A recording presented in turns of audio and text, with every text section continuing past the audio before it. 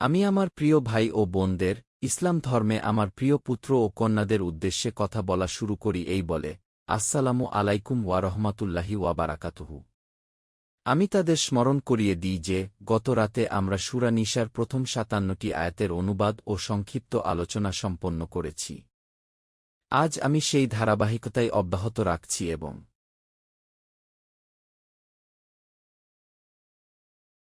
সামনে এগিয়ে যাচ্ছি।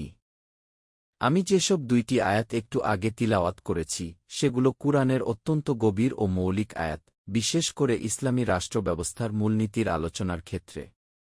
যেমন আমরা পূর্বে সূরা নিসার ৩২ ও ৩৪ নম্বর আয়াত অধ্যয়ন করেছিলাম, যেগুলো পরিবার ব্যবস্থার কাঠামো ও ভিত্তি সম্পর্কে অত্যন্ত গুরুত্বপূর্ণ নির্দেশনা দেয়, ঠিক তেমনি আজকের আলোচিত এই আয়াতদ্বয় ইসলামী রাষ্ট্রের কাঠামো বোঝার জন্য অত্যন্ত মৌলিক।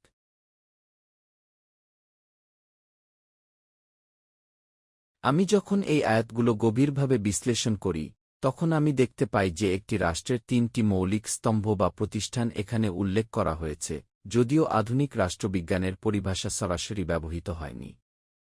আমি ব্যাখ্যা করি, আধুনিক রাষ্ট্র ব্যবস্থায় যেমন আইনসভা,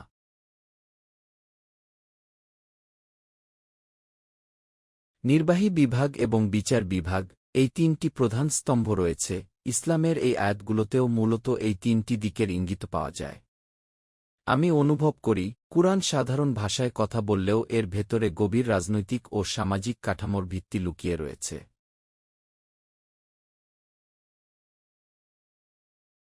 আমি আলোচনা শুরু করি ইসলামী রাজনৈতিক ব্যবস্থার মূল ধারণা খিলাফত থেকে। আমি স্পষ্টভাবে উপলব্ধি করি এবং অন্যদের বোঝাতে চেষ্টা করি যে ইসলামের সার্বভৌমত্ব কোনো ব্যক্তি, কোনো জাতি বা মানবজাতির সম্মিলিত শক্তির হাতে নয়, বরং একমাত্র আল্লাহর। এই নীতি ইসলামী রাষ্ট্র ব্যবস্থার প্রথম ও প্রধান ভিত্তি। আমি বলি, যদি সার্বভৌমত্ব আল্লাহর হয়, তাহলে মানুষের ভূমিকা কি? সেই ভূমিকাই হল খিলাফত, অর্থাৎ মানুষ আল্লাহর প্রতিনিধি হিসেবে তার বিধান বাস্তবায়ন করবে।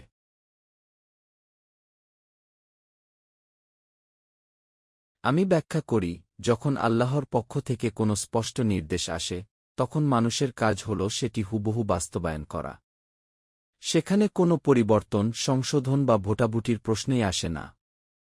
এমনকি শতভাগ মানুষ একমত হলেও তারা আল্লাহর বিধানে কোনো পরিবর্তন আনতে পারে না। আমি বুঝি,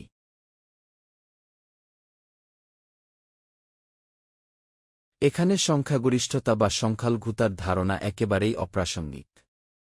কিন্তু যেখানে আল্লাহ সরাসরি কোনো নির্দেশ দেননি, সেখানে মানুষের জন্য পারস্পরিক পরামর্শ বা শুরা ব্যবস্থার সুযোগ রয়েছে। আমি উপলব্ধি করি, এই ভারসাম্যই ইসলামী রাজনৈতিক ব্যবস্থার একটি বিশেষ বৈশিষ্ট্য।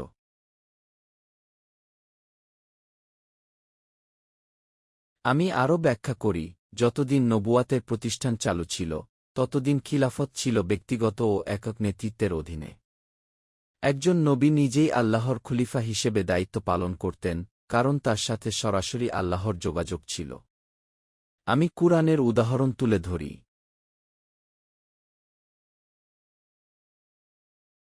যেখানে হজরত দাউদ আলাইহিসসালাম কে একবচন সম্বোধনে বলা হয়েছিল যে তাকে পৃথিবীতে খলিফা করা হয়েছে। আমি মনে করি এটি খুবই যৌক্তিক, কারণ তিনি সরাসরি আল্লাহর নির্দেশ গ্রহণ করতেন এবং তা বাস্তবায়ন করতেন।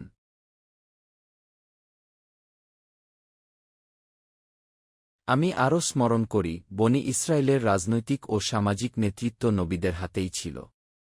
যখন একজন নবী ইন্তেকাল করতেন, তখন আরেকজন নবী তার স্থলাভিষিক্ত হতেন। এই ধারাবাহিকতা চলতে থাকে যতদিন নবুয়াতের ধারা অব্যাহত ছিল।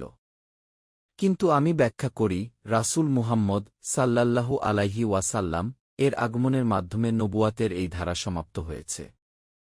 তারপর আর কোনো নবী আসবেন না, ফলে খিলাফতের ধরনেও মৌলিক পরিবর্তন এসেছে।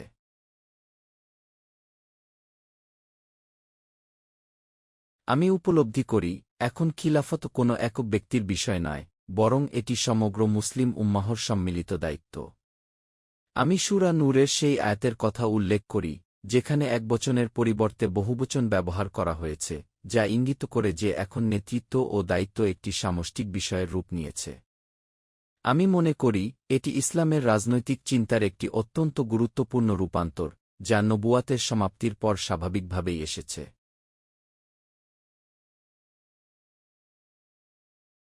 এইভাবে আমি ধাপে ধাপে ব্যাখ্যা করি যে ইসলামী রাষ্ট্র ব্যবস্থার ভিত্তি, তার নৈতিক কাঠামো, সার্বভৌমত্বের ধারণা, শুরা বা পরামর্শ পদ্ধতি এবং খিলাফতের সামষ্টিক রূপ সবকিছুই কুরআনের এই অল্প কয়েকটি আয়াতের মধ্যেই গভীরভাবে নিহিত রয়েছে। আমি অনুভব করি, যত বেশি আমি এই আয়াতগুলো নিয়ে চিন্তা করি, তত বেশি এর গভীরতা ও প্রজ্ঞা আমার সামনে উন্মোচিত হয়। আমি এখন যে বিষয়গুলো আলোচনা করছি সেগুলো মূলত একটি রাষ্ট্রের মৌলিক নীতিমালা ও কাঠামোর সাথে সম্পর্কিত। আমি বলছি, এগুলোই হল সেই মৌলিক নীতিগুলো যার উপর একটি সুসংগঠিত রাষ্ট্র দাঁড়িয়ে থাকে। একটি রাষ্ট্র শুধু কিছু মানুষের সমষ্টি নয়, বরং এর জন্য কিছু প্রতিষ্ঠান থাকা অপরিহার্য। রাষ্ট্র পরিচালনার জন্য অবশ্যই এমন একজন ব্যক্তি থাকা প্রয়োজন,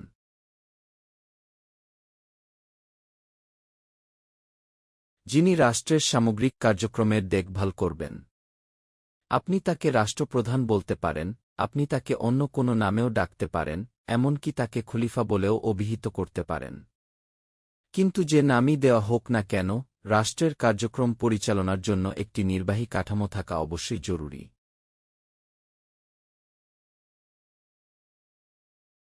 আমি আরও ব্যাখ্যা করি যে রাষ্ট্র পরিচালনার কাজ শুধু প্রশাসন চালানোতেই সীমাবদ্ধ নয়।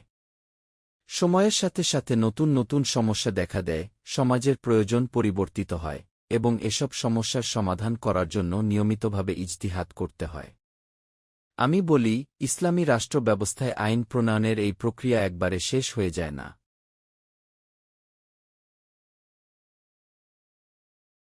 বরং এটি একটি চলমান প্রক্রিয়া।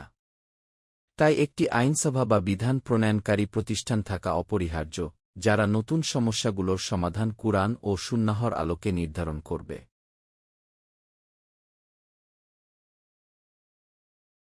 এর পাশাপাশি আমি উল্লেখ করি যে একটি রাষ্ট্রে বিচার বিভাগের প্রয়োজনীয়তাও অপরিসীম। মানুষের মধ্যে যখন কোনো বিরোধ সৃষ্টি হয়, কোনো বিবাদ বা মতবিরোধ দেখা দেয়, তখন সেই বিরোধ নিষ্পত্তির জন্য একটি স্বাধীন ও নির্বিচারের বিচার ব্যবস্থা থাকা অত্যন্ত গুরুত্বপূর্ণ। এইভাবে আমি ব্যাখ্যা করি যে আধুনিক রাষ্ট্রবিজ্ঞানের ভাষায় যাকে আমরা নির্বাহী বিভাগ,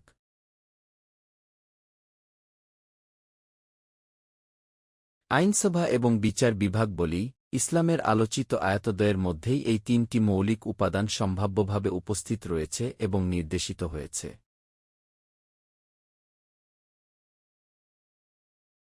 আমি এরপর প্রথম নির্দেশনার দিকে মনোযোগ দিই, যেখানে আল্লাহ মুসলিমদের উদ্দেশ্যে আদেশ করেছেন যে তোমরা আমানতসমূহ তাদের নিকট পৌঁছে দাও যারা এর যোগ্য।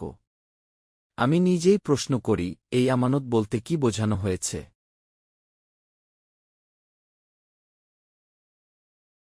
আমি উপলব্ধি করি যে যখন আমরা একটি সম্প্রদায় হিসেবে জীবনযাপন করি, তখন আমাদের মধ্য থেকেই কাউকে রাষ্ট্রপ্রধান হিসেবে নির্বাচন বা মনোনয়ন করতে হয়। এই নির্বাচন প্রক্রিয়া পারস্পরিক পরামর্শ বা শুরা ভিত্তিক হওয়া উচিত, যেমন কুরআনে বলা হয়েছে, তাদের বিষয়সমূহ তাদের পারস্পরিক পরামর্শের মাধ্যমে পরিচালিত হয়।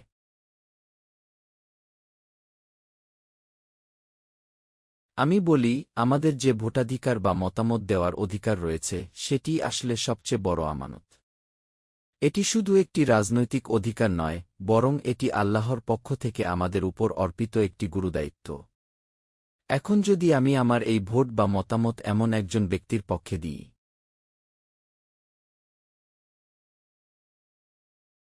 যিনি এই দায়িত্ব পালনের যোগ্য নন, তাহলে আমি মূলত খিয়ানত করছি।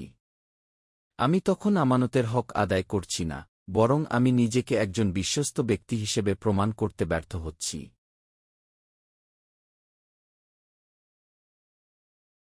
আমি আরও ব্যাখ্যা করি যে সমাজ পরিচালনার জন্য যে সকল পদ, দায়িত্ব ও কর্তৃত্ব মানুষের মধ্যে বণ্টন করা হয়, সেগুলো সবই আসলে আমানত। এই অফিসসমূহ, এই দায়িত্বগুলো মানুষের কাছে সাময়িকভাবে ন্যস্ত থাকে, এবং এগুলো এমন ব্যক্তিদের হাতে তুলে দেওয়া উচিত যারা যোগ্য, দক্ষ এবং নেজবিচারের প্রতি প্রতিশ্রুতিবদ্ধ। আমি বলি,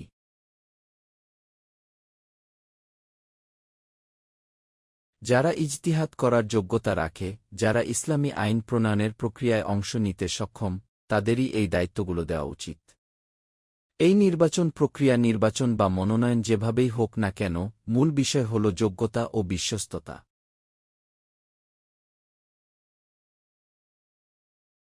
এরপর আমি দ্বিতীয় প্রতিষ্ঠানের কথা বলি, আর সেটি হল বিচার বিভাগ। আমি ব্যাখ্যা করি, যখন তোমরা মানুষের মধ্যে বিচার কার্য পরিচালনা করবে, যখন তোমাদের সামনে কোনো বিবাদ, কোনো বিরোধ বা কোনো সামাজিক সমস্যা উপস্থাপিত হবে, তখন তোমাদের দায়িত্ব হবে নিজ-বিচারের ভিত্তিতে সিদ্ধান্ত দেওয়া।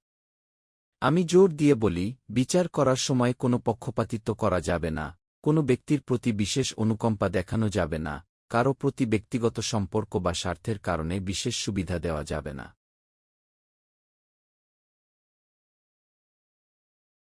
আমি মনে করি, বিচার ব্যবস্থার এই ন্যায়বিচারের নীতি একটি ইসলামী রাষ্ট্রের প্রাণস্বরূপ।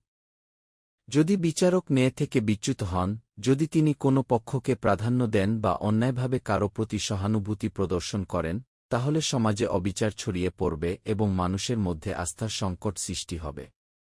তাই আমি বারবার স্মরণ করিয়ে দিই যে, বিচারকের আসনে বসা মানে শুধু একটি পদ লাভ করা নয়, বরং এটি একটি বিশাল আমানত, যার হিসাব আল্লাহর কাছে দিতে হবে।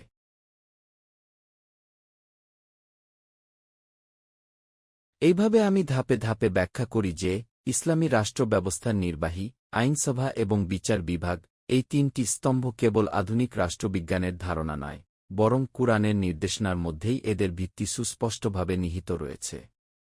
আমি যত বেশি এই বিষয়গুলো নিয়ে চিন্তা করি, তত বেশি আমার কাছে স্পষ্ট হয় যে, কুরআন শুধু আধ্যাত্মিক দিক নির্দেশনা দেয় না, বরং মানব সমাজের রাজনৈতিক, সামাজিক এবং নৈতিক কাঠামোর জন্যও একটি পূর্ণাঙ্গ দিক নির্দেশনা প্রদান করে।